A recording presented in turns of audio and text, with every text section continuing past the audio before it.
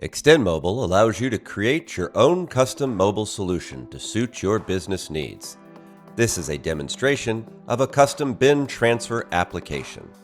We start by scanning the From bin.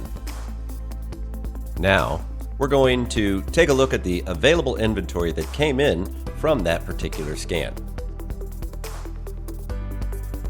We're now going to scan the box barcode, which in this case is a matrix scan allowing you to scan more than one barcode at a time and sharing all of that data with the application. You'll see it brought in the item, lot, and quantity. And now we're going to scan the To bin. Now that we've scanned the To bin, the process is complete.